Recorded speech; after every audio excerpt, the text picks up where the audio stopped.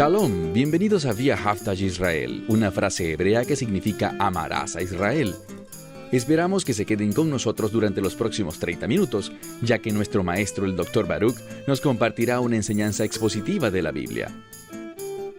El Dr. Baruch es profesor titular del Instituto Zera Abraham con sede en Israel. Aunque todos los cursos del instituto se imparten en hebreo, el Dr. Baruch se complace en compartir este video semanal en inglés con doblaje al español. Para más información, por favor, visítenos en amarasaisrael.org. Aquí está Baruch y la lección de hoy.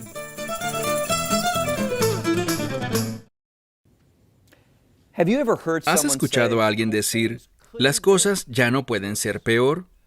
Bueno, te aconsejo nunca decir esas palabras, porque las cosas siempre pueden ser peor. Estoy seguro de que la gente que hemos venido observando en el libro de Apocalipsis durante el juicio de las trompetas estarían pensando, bueno, ya hemos atravesado lo peor y ya no puede empeorar más. Pero desafortunadamente eso no es cierto. Tomen sus Biblias y vayan conmigo al libro de Apocalipsis y estamos listos para avanzar en el capítulo 9 de Apocalipsis a partir del versículo 13. Hemos visto los primeros 5 juicios de las trompetas, tan horrendos como han sido, pero noten lo que pasa en este sexto juicio de trompeta, verso 13. Y el sexto ángel tocó su trompeta, y escuché un sonido salir de las 4 esquinas del altar de oro, el cual estaba delante de Dios. Previamente, en el capítulo anterior, vimos esa expresión un par de veces, diciendo que algo está delante de Dios. Esto tiene como objetivo enseñar al lector que Dios está al control aquí. Lo que sucede es el resultado de la voluntad de Dios. Y tú dirás, ¿es la voluntad de Dios que todo este mal suceda? Sí, en un sentido, porque los caminos de Dios no cambian. Él dijo, he puesto delante de ti la vida y la muerte, bendición y maldición. Su voluntad es que escojamos la vida, escojamos la bendición, pero tenemos libre albedrío, podremos rechazar su voluntad. Sé que hay ciertos teólogos que piensan, espera un segundo, si Dios es soberano, ¿cómo podemos rechazar su voluntad? Porque Dios no obliga a hacer su voluntad. La voluntad de Dios dice, habrá un reino. La voluntad de Dios tiene un marco donde operar. Y si elegimos obedientemente, habrá bendición. Pero si elegimos sin sabiduría, si caminamos en rebelión, habrá un resultado. Esa es la voluntad de Dios. No es obligada en una forma absoluta, que todo tiene que ser de esta manera. El hombre tiene libertad de elegir. La voluntad de Dios responde a las elecciones que hacemos. Y por eso es que es tan importante que ejercitemos el privilegio del libre albedrío, que tomemos decisiones que estén alineadas a la revelación de Dios. Lo que veremos en este sexto juicio es que la gente se rebela en contra de esa sabiduría. No elegirán sabiamente. De hecho, lo que podemos decir es que ellos se aman a sí mismos hasta la muerte. Ten por seguridad que el orgullo, es decir, el amor por uno mismo, acarrea destrucción sobre nosotros. El orgullo nos lleva por el camino equivocado. Apocalipsis capítulo 9, verso 13. Y el sexto ángel tocó su trompeta, y escuché un sonido desde uno de los 4 cuernos del altar de oro, el cual está delante de Dios. Y esa voz, ese sonido que salió del altar, dijo al sexto ángel que tenía la trompeta en su mano, desata a los 4 ángeles que están atados sobre el Nahar Parat, el cual es el río Éufrates. Una de las cosas importantes que aprendemos de este verso es cuán crucial es el Medio Oriente. Y por eso, si eres sabio, estarás prestando mucha atención al Medio Oriente. Y estaremos vislumbrando, tú puedes vislumbrar verdades proféticas, es decir, que tú puedes entender los tiempos, el calendario profético, al mirar lo que está sucediendo en el Medio Oriente, especialmente porque Yeshua nos ordenó vigilar esa higuera. Y el libro de Oseas nos dice que la higuera es Israel. Entonces, una de las cosas que podemos esperar es que Israel será odiada en los últimos días. Déjame darte un ejemplo. Hace algunas semanas, y esto está siendo grabado a mediados de octubre, y alrededor de este tiempo hemos visto cosas terribles suceder en Israel. Hemos visto individuos que toman cuchillos y simplemente apuñalan a personas judías. ¿Por qué? Porque son judíos. Y déjame decirte lo que los medios no reportaron con respecto a esto. ¿Saben que uno de sus objetivos favoritos son hombres y mujeres que empujan cochecitos de bebés? La razón de esto es que estos terroristas palestinos, y entendemos que el término palestinos es un término de odio. ¿Por qué lo digo? Déjame agregar algo más. Esto no será políticamente correcto, pero es de Dios, y te lo puedo asegurar. El término palestino es desagradable ante Dios, y verás por qué. Un verdadero creyente, alguien que tiene el Espíritu Santo promete convencernos de todo lo que va en contra de la voluntad de Dios. Entonces, el término palestino proviene de una palabra hebrea, paleshet, y es la misma palabra de la que se derivan los filisteos. Y paleshet es alguien que es un enemigo de Dios, alguien que impide o busca impedir los planes y propósitos de Dios. Entonces, lo que vemos es esto. Vemos con mucha frecuencia palestinos con cuchillos atacando a padres que llevan a sus bebés en cochecitos. La razón es que si apuñalas a un hombre solo, posiblemente intentará correr para escapar de la amenaza. Pero si tienes un bebé contigo, no puedes correr. Debes quedarte allí para proteger a tu hijo. Y por eso estos palestinos están pensando, vayamos detrás de los cochecitos de bebés, porque sus padres se quedarán con ellos y así causaremos más y más dolor. Déjenme darles otra información que los medios de comunicación no especifican. Ellos mencionaron que en una estación de autobuses en Afula, una ciudad judía ubicada en el centro de Israel, una mujer terrorista de 29 años de edad, graduada en la universidad, sacó también un cuchillo, y lo interesante es esto. Ella sacó su cuchillo sin acercársele a nadie en particular. Los cuerpos de seguridad estaban presentes, es decir, soldados y policías israelitas, y de inmediato se acercaron y la rodearon. Los medios de comunicación arremetieron contra Israel, y no solo los medios, sino también las Naciones Unidas. Lo vi por mí mismo en la televisión cuando estuve de visita en los Estados Unidos. Ellos dijeron, ¿cómo es posible? Esta mujer solo tenía un cuchillo, mientras que 6 soldados a su alrededor la apuntaban con armas de fuego. ¿Por qué tenían que dispararle? Y allí concluían la historia. ¿Sabes lo que no te dijeron? No te dijeron, pero puedes verlo por ti mismo en YouTube. Ella sacó un teléfono y allí le dispararon. ¿Por qué? Porque muchas veces los terroristas suicidas detonan sus cinturones explosivos llamando a un número en su teléfono. Además, Israel tenía información de inteligencia según la que mujeres serían usadas como señuelos. Y lo que quiero decir con eso es que usarían mujeres para hacer justo eso. Mostrar un cuchillo, todos correrían a ella para enfrentar ese problema, mientras que algo peor sucedía a 1 o 2 cuadras de distancia. Entonces, con el fin de que ella no pudiera detonar una bomba o comunicarse con otros, es decir, piénsalo por ti mismo. Si alguien actúa como que va a apuñalar a alguien y de pronto se detiene y saca su teléfono y llama a alguien, eso no tiene sentido. Por supuesto, los agentes de seguridad hicieron exactamente lo que tenían que hacer. Pero lo que sucedió es que la prensa internacional, las impías Naciones Unidas, arremetieron contra Israel y dijeron que Israel fue el causante de todo eso. Déjame darte otro ejemplo. Hace apenas unos días, previos a esta grabación, nos enteramos de un ataque terrorista en Beersheba, también en una estación de autobuses. Y allí, un hombre sacó un cuchillo, apuñaló a un soldado y luego le disparó hasta matarlo. Y lo que quiero que notes es esto. Quiero que veas que cuando ellos hablan sobre cómo soldados israelitas están matando niños, entiendan algo. El terrorista tenía 21 años de edad. Él era un árabe israelí. No era palestino. En segundo lugar, al soldado al que mató tenía 19 años de edad. Entonces el terrorista tenía 21 y el soldado muerto apenas tenía 19. Esta idea de que son niños contra soldados adultos está muy alejada de la realidad.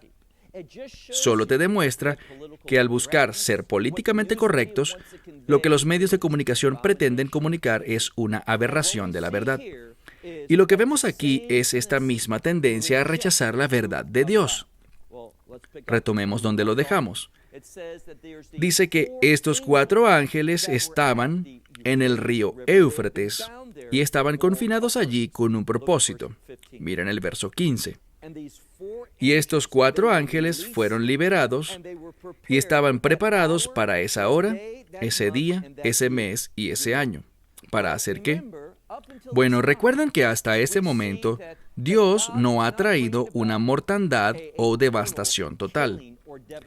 De hecho, solo vimos en el juicio anterior que durante un lapso de 5 meses nadie murió. Sufrieron dolor intenso, pero no murieron. ¿Pero qué notamos que ellos no hicieron? No se arrepintieron, no se volvieron de sus malos caminos, no clamaron al Salvador, no fueron sensibles espiritualmente a las cosas de Dios, sino todo lo contrario. Entonces Dios incrementó el nivel. Ahora miremos nuevamente en el verso 15, dice que fueron liberados estos 4 ángeles, o podríamos traducirlo como 4 sirvientes, que estaban preparados para esa hora, ese día, ese mes y ese año, para matar, ¿a cuántos? A 1/3 de la humanidad. Piensen en ello. 1/3 de la humanidad, sobre 2 billones de personas, murieron en un periodo de tiempo relativamente corto. 1 año, 1 mes, 1 día y 1 hora. 1/3 de la humanidad. Solo imaginen los efectos de eso. Aquí está la clave. ¿Qué produciría eso en nuestra mente? ¿No creerías que alguien que sea sabio, que tenga apenas una pizca de sentido común, vería esto y diría, de verdad, algo así no había ocurrido jamás? ¿Cómo es que estos 4 ángeles pudieron matar a más de 2 billones de personas en tan poco tiempo? Y sucedió así para buscar que la gente se arrepintiera, como veremos en un momento. Dios está tratando de subir la apuesta para que la gente llegue a comprender que Él es el Señor de señores, el Rey de reyes, y no tolera el pecado. Además, proveerá gracia, misericordia y perdón. Pero estos individuos no están interesados en eso. Miren por favor el verso 16. Con respecto a estos 4 ángeles, vemos que ellos en realidad están comandando un numeroso ejército. Y lo vemos con claridad en el verso 16. Y el número del ejército era 2, y luego usa una palabra para 10,000, y luego usa otra palabra para 10 veces 10,000. Si calculamos adecuadamente, quizás tu Biblia lo traduzca así, estamos hablando de 200 millones. Ahora déjame decirte lo que una persona tonta haría. Ellos pensarían, bueno, el único país que podría montar un ejército de 200 millones de soldados es China. Esto tiene que ser China. Déjame decirte, deja de pensar con el intelecto humano. Esto podría ser, una manera de entenderlo, es que podría ser totalmente demoníaco, estos soldados. Otra forma podría ser una coalición de muchas naciones. Lo importante es saber que este ejército traerá muerte. Eso es lo fundamental. Y la fuente de todo es Dios mismo, permitiéndolo. Pero necesitamos entender que la causa es el pecado en el mundo. Entonces, en el verso 16 dice, escuché el número, ¿y por qué eso está allí? Debido a cuán numeroso es. Algunos eruditos, y yo estoy con ellos, no es que yo sea un erudito, sino que estoy de acuerdo con su posición, dicen que esta terminología en la Escritura puede que no pretenda ser entendida de manera precisa como 200 millones, sino como un gran, un vasto, un número tremendamente largo de soldados que traerán tal nivel de muerte al mundo. Miremos el verso 17. Por tanto miré y vi una especie de caballos con sus jinetes y sus corazas. Y dice que tenían la apariencia de fuego y tejelet, que es un color azul, y también azufre, que es de color amarillo. Estas cosas representan el juicio celestial. Lo diré de nuevo. Lo que está siendo revelado en las tres palabras que son usadas cuando se habla de fuego y de tehelet, que es un color azul, que nos recuerda al cielo, y azufre o amarillo, estamos hablando de un juicio celestial que viene sobre este mundo. Verso 17 en la mitad. Y las cabezas de los caballos eran como cabezas de leones, y de sus bocas salía fuego, humo y azufre. Todo esto representa al infierno. O sea, representan la condenación, el castigo de Dios. Entonces, una y otra vez, lo que vemos aquí es esto, que Dios se está moviendo para demostrar que el infierno es una realidad. Algo que viene ganando mucha popularidad en la teología actual es que cada día más y más autoproclamados maestros de la Biblia quieren mantenerse alejados del concepto de pecado. La gente no le gusta escuchar de eso. Eso no te vuelve popular. En segundo lugar, no quieren hablar del infierno. Casi se burlan de ello. Y eso es muy peligroso. En otra parte de la Escritura, recuerden que dice que en los últimos días habrán personas que se burlarán de la segunda venida. Dirán, ¿dónde están las promesas de Dios? Pensarán que Dios no es real, que no tiene autoridad ni poder y que sus promesas no tienen efecto alguno. Bueno, lo que Dios hará aquí es demostrar de una forma innegable que su palabra es verdad. De la misma manera que el reino es un lugar asombroso de bendición, debemos entender que lo que Él trata de comunicar en este pasaje es que el infierno también es un lugar asombroso, pero de maldición, que no tiene final y cada vez se hace peor y peor. Si tienes un poquito de sabiduría, lo que harías es decirle a Dios, Señor, ¿qué es lo que tengo que hacer para escapar de todo esto? La respuesta es muy sencilla. Aceptar su misericordia. Buscar su perdón. Y quiero hacer énfasis en esto. El único lugar donde la misericordia y perdón de Dios están disponibles, donde la gracia de Dios se manifiesta, es en la persona y obra del Mesías Yeshua. Cuando Él entregó su vida, nadie se la arrebató. Él entregó su vida sobre ese madero y luego de 3 días se levantó para demostrar que Él tiene la victoria. Conquistó al pecado y la muerte, y Él es el viviente y eterno Hijo de Dios. Allí es donde se encuentra. No la hallarás en Mahoma, no la encontrarás en Buda, no la encontrarás en el hinduismo ni en ninguna otra falsa enseñanza, porque hay una sola verdad. Por eso es que la Escritura dice que Él, Yeshua, Jesús, es el camino, la verdad y la vida, y sin Él, uno está condenado eternamente. Y de lo que estamos hablando hoy es realmente una sombra de lo que esa persona que rechaza al Mesías puede experimentar y va a experimentar. Bien, avancemos al verso 19. Vimos que de estas bocas salía este vapor, este humo y estas cosas, juicio. Verso 19. Pues el poder de estos caballos estaba en sus bocas, algunas traducciones añaden, y en sus colas, porque sus colas son similares a serpientes. La palabra que se usa aquí es la misma palabra bíblica, tanto en la Septuaginta como en los textos masoréticos, para la serpiente del jardín del Edén. Lo que busca traernos a la mente es su aspecto satánico. Y lo que hace es unir este castigo, este juicio, estas consecuencias con la rebeldía. Porque si volvemos al jardín, lo que encontraremos es a Adán y a Eva, Adán y Java, que se rebelaron contra la voluntad de Dios. Y fue esa rebelión contra la palabra de Dios la que abrió todo este conjunto de cosas horribles y las hicieron posibles debido al rechazo. Entonces déjame preguntarte, ¿vas a ser tan tonto, tan duro de corazón, tan terco, que dirás, bueno, yo no recibiré al Mesías, yo no me abriré al amor de Dios, no le buscaré, yo cerraré mi mente a toda posibilidad de la existencia de Dios? Bien, probablemente muchos de los que escuchan este mensaje son creyentes, y por eso es tan importante que tomemos mensajes como este, pasajes bíblicos como este, y los compartamos con nuestra familia, con nuestros vecinos, con nuestros amigos, con extraños, que tú tengas pasión por los perdidos. Pues, ¿cuán apasionado es Dios por los perdidos? La cruz responde esa pregunta. Continuemos entonces en el verso 19 y dice, el poder de estos caballos está en sus bocas y en sus colas, porque sus colas son similares a una serpiente y tienen cabezas en ellas. Y lo que significan esas cabezas es que podían ver, y dice que ellas tienen, no te lo pierdas en el verso 19, tienen el propósito de traer destrucción.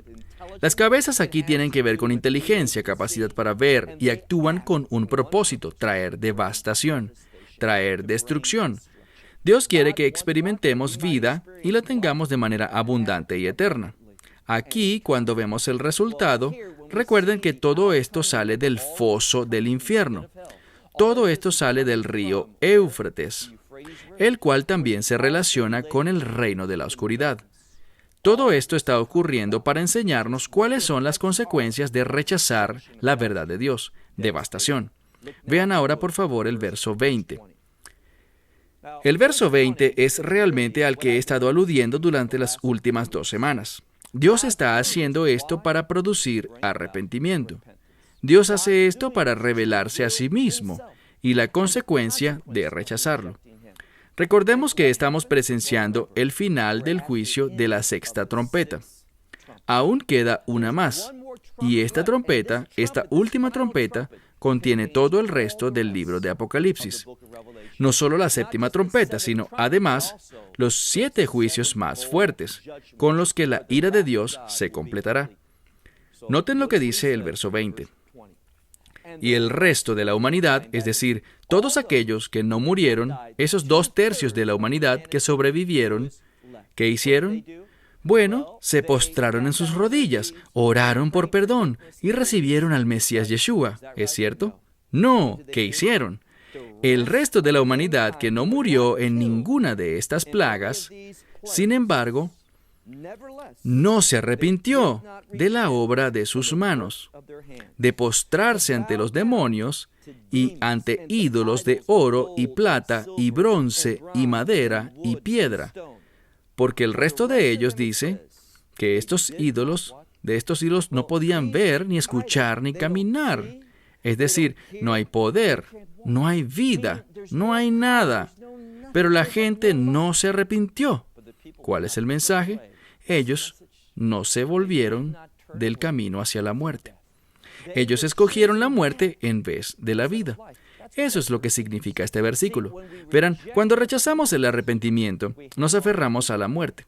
A ellos les gustaban estos ídolos de piedra y madera y oro y plata, debido a que los podían controlar. En otras palabras, ellos no se arrepentían porque querían estar a cargo. No querían vivir una vida sometida a los caminos de Dios. En otras palabras, estaban abandonando su misericordia. Ellos no lo hacían porque no supieran o no entendieran, porque no fueran lo suficientemente inteligentes para percibir lo que estaba sucediendo. Dios, en estos 6 juicios de las trompetas, se reveló a sí mismo y reveló su poder y su autoridad, así como el resultado de rechazarlo a Él, de una manera innegable. Y lo que vemos aquí es que ellos no se arrepentían. Ellos no se volverían de las obras de sus manos y de hacer lo que querían. Dice finalmente en el versículo 21, y ellos no se arrepentirían de sus obras de homicidio, brujería, robo y ¿de qué más? De la inmoralidad sexual. Lo que quiero que vean aquí antes de terminar es cuán sin esperanza se encuentra esta gente por no responder a la verdad de Dios. Actuando así, con lo que se encontrarán será con un Dios todopoderoso, santo y consumidor que no tolera el pecado. Y ellos han tomado su decisión. Estos 2/3 tomaron la decisión de no querer cambiar sus vidas, de continuar de la forma cómo estaban viviendo. En esto se resume todo. Hay una batalla. ¿Quién será el Dios de tu vida? ¿Será el Señor, Yeshua HaMashiach, Jesucristo? ¿O serás tú? Déjame preguntarte algo. ¿Por qué querrías tú la responsabilidad de orquestarlo todo en tu vida? Quiero compartir algo contigo. ¿Sabes qué está creciendo mucho hoy? Las terapias contra el estrés y la ansiedad. Más que nunca en la historia, la gente está recibiendo consejería y 99 de cada 100 consejerías se basan en fuentes impías. Las personas no son felices, se sienten miserables, no saben por qué, pero no encuentran paz ni contentamiento en sus vidas. Van detrás de esto por un tiempo y no son satisfechos, van detrás de aquello por otro tiempo y nada satisface, porque estas personas no se abren a Dios. Los salmos dicen: prueben al Señor y vean que Él es bueno. Eso significa, ábranse a Dios, comiencen a leer su palabra, comiencen a poner en práctica lo que su palabra revela, y lo que Dios hará es que en su fidelidad, la Escritura dice, aquellos que me busquen, ciertamente me encontrarán. Dios se manifestará a ti para que puedas conocer la verdad y ser libre. Y Él no solo nos da vida eterna, no solo nos da garantía de eternidad en el reino, sino, ¿sabes qué más tendremos? Tendremos una paz que sobrepasa todo entendimiento. Tendremos un contentamiento que no está basado en nuestras circunstancias, sino en el hecho de que pertenecemos a Dios. Y eso nos satisfará.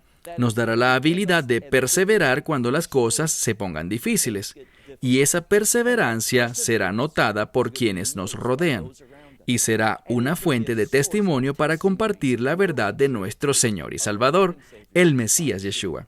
Bueno, se terminó el tiempo. Hasta la próxima semana cuando continuaremos con Apocalipsis capítulo 10. Esperamos que te hayas beneficiado del mensaje de hoy y lo compartas con otros. Por favor, haz planes para unirte a nosotros cada semana en este momento y en este canal para otra transmisión de amarazaisrael.org. Nuevamente, para obtener más información sobre nosotros, visita nuestra web amarazaisrael.org, donde encontrarás muchas otras conferencias de Baruch en formato de video. Hasta la próxima semana. Que el Señor te bendiga en Yeshua HaMashiach, Jesús el Mesías, mientras caminas con Él. Shalom desde Israel.